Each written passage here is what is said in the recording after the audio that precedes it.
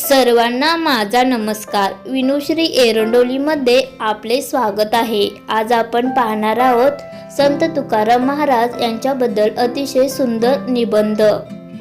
संत तुकाराम हे वारकरी संप्रदायातील एक संत आणि कवी होते.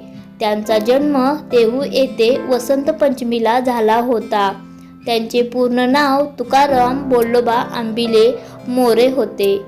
त्यांचे वडील बोल्लोबा आणि आईचे नाव कनकाई होते. त्यांचे घराणे प्रतिष्ठित होते.